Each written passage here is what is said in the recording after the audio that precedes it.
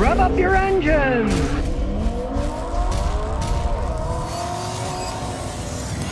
Okay, it's back, and it's tripped a trouble code with the transmission problem. And here's what happened. I had to drive this thing around for 3 days. If you remember, the customer complained it clunked, but it had no codes, and the data wasn't too far off. But after 3 days, it finally tripped 2 codes, and here they are. We got P0717, turbine shaft sensor circuit, no signal. And it also has P0716, turbine input shaft speed sensor, A circuit range performance. Now we're getting somewhere. This is a point where, unless you're a professional mechanic, you go to one. You can have a sensor problem. You can have a wiring problem. You could have a computer problem. You could even have an internal mechanical failure of the transmission. That's where you gotta pay a mechanic. This stuff isn't simple. I have to test the wiring and the sensors using my system generator here. I use this to generate different voltages to check the wiring and the sensors. In this case, it's a 5-volt reference signal, so I'm using 5 volts. And my fancy Bosch scanner, which we'll hook up here, and it's now connecting to the main unit here. A little slow because it's cold out today. And it knows what vehicle it is. Since this is a transmission problem, we're going to look at the transmission data. Here's all the data that we can look at. And what I will do is, I'll generate signals using that test device at 5 volts, and I got to tap it into the correct wires. Here comes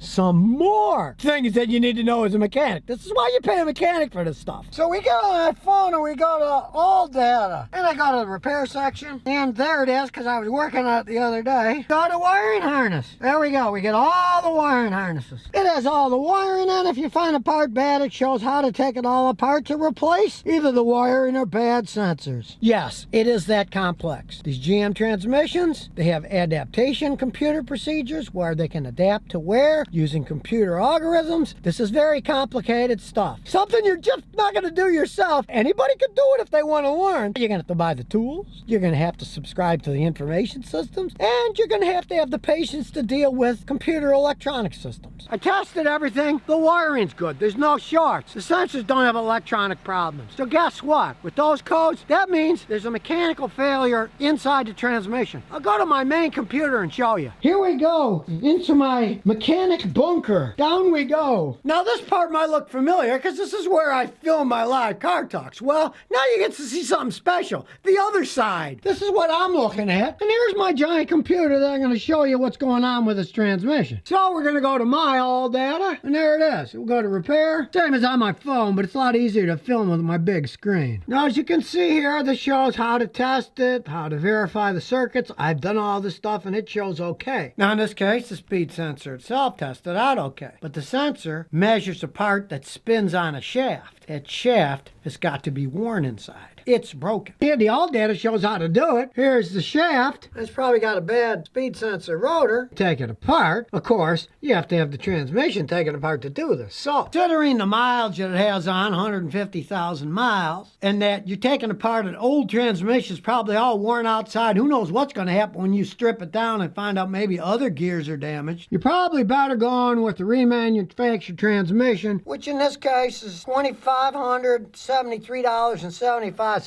Because if you're going to overhaul it, that is 15.4 hours of labor, which most dealers charge maybe $140 an hour, so which is $2,156 in labor plus whatever parts they need. So basically, you are better off putting a remanufactured transmission in if you want to fix this thing. Now, this is a big reason I advise against buying used Chevy 1500 trucks, especially the 4-wheel drive ones that have this kind of mileage. As you can see, when we go inside and start it up, it starts up, runs perfectly smooth, engine's not shaking, but when they have this kind of mileage, 156,000 miles, invariably their automatic transmissions break. All the later model ones, and this is a 2009 that my customers had, the automatic transmissions broke between 130 and 160,000 miles and cost a fortune to repair, especially the ones that have the 4-wheel drive option. Yeah, it's great having that 4-wheel drive when you need it, but when it breaks down, start shelling out the money money. Now, I have had customers get these things fixed, but they were all commercial vehicles. The guys are using it for their business. And they said, well, we're willing to spend $4,000 to $6,000 having a remanufactured transmission put in if it comes with a 2 or 3 year guarantee, because it's our business. But if you're buying one of these used and you see one that's got 156,000 miles, unless the seller has absolute proof that a remanufactured transmission has been installed in it, I either wouldn't buy it or I'd pay virtually nothing for it and then realize you're gonna have to spend a ton of money either rebuilding the transmission that's in it or putting a factory remanufactured unit in it if you want it to work for quite some time. Because listen to the engine.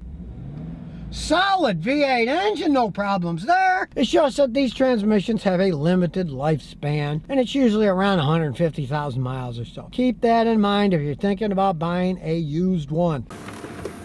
And here's some bonus questions and answers. Jacob Moskowitz says, Scotty, what do you think of an 07 Ford Taurus with 105,000 miles for $800? $800 today would be like buying a car for $50 when I was a kid in the 60s. So that's nothing. If it runs and it shifts and goes down the road, go ahead and buy it. You can't beat it. But if they're only selling for $800, odds are there's something wrong with it. If you know a mechanic, bring him along. Have him at least put a scan tool and drive it around and say, okay, this has got a problem. No, it doesn't have a problem. But if it does run and shift and goes under its own power, $800 is nothing for a car. I went to Boston one time and they ripped me off at the airport like almost $700 to rent a Nissan Sentra for 5 days. Buying the whole car for $800, it runs the deal if it even runs and shifts.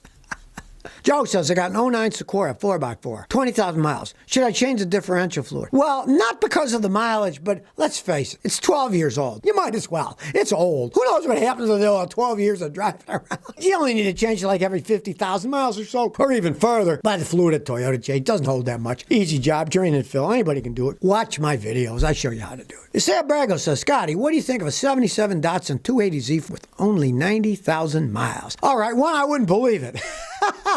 It could actually be proved that was the real mod, man. Those are collector's items, those 77s, collector's items. Now, you'd want to have a mechanic like me check it out for 2 reasons. One, you can't trust it, and the other is if it's up north. The problem with those early ones were they rusted, and if the frame and stuff's rusted, walk away, don't buy a rotten frame vehicle. You wouldn't want to do that, but you want proof that it was. If it was, hey, it's a collector's item. It's not going to be cheap, but it'll always hold its value if you don't wreck the stupid thing. Harrison Edgar says, my '08 Lexus RX350 had a small impact with a concrete divider in the ice storm. It pushed the reinforcement slightly with the left hood and the fender separator and it made the right closer. Is it an easy fix? There are no easy body fixes on Lexuses. Body men charge a small fortune. What you want to do is try to find some guy who works at a body shop who moonlights. And on the weekend in his own garage, he'll do work. Try to find a guy like that. Because you might not think it's much, but I've seen stuff like that and the insurance companies end up forking out $4,500. Try to find yourself a good body shop. Talk to the guys there and say, hey, you guys moonlight? And I'm sure some of them will, and they'll do it in their own garage, on their own time, and you pay them cash, and you'll save a whole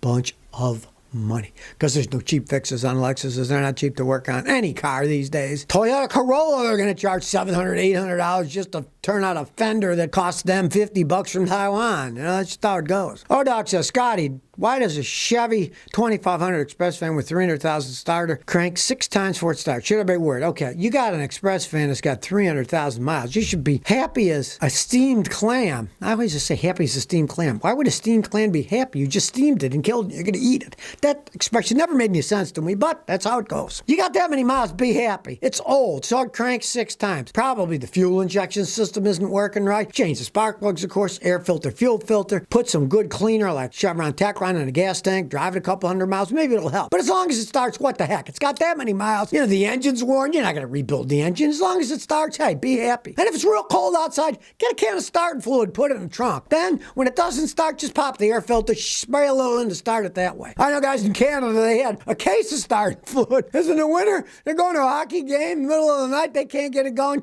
and then away it goes. Born to Drive says, Scotty, are U.S.-made Volkswagens built as well as the German-built ones? No, not by any stretch of the imagination. The German-made ones are so much better. That's why in Europe they love Volkswagens, because most of the ones they're driving are made in Germany, and they're made by people that care, and they run a long time. Everybody knows how to fix them because they've got a whole infrastructure for Volkswagens. Here in the United States, no, they're endless money pits. Plastic junk. I had a customer bring me one a couple weeks ago. He got clipped by a truck, and all it did was touch his front bumper, but it ripped the whole front of the car off. All the plastic fell off in the street. They're rolling piles of junk. Sonny D says, Scotty, is there a car I can buy that you won't laugh at? No, I'll laugh at anything. I even laugh at myself. If you don't laugh, you're going to go insane these days. What's going on in this world? Hey, laughter's the only thing that's keeping me sane. I'll laugh at anything, you know? But I mean, you want a serious car, I'll tell you the serious stuff too. Get a Corolla. You want a cute little sports car? Get a Mazda Miata. I mean, there's lots of stuff you can get that are decent cars, but some of them are just hilarious, like Jaguars, Land Rovers. I mean, they make such endless money pits, I can't help but laugh at them, and I tell people not to buy them. If you don't want to be laughed at, don't buy one of those cars. So if you never want to miss another one of my new car repair videos, remember to ring that bell.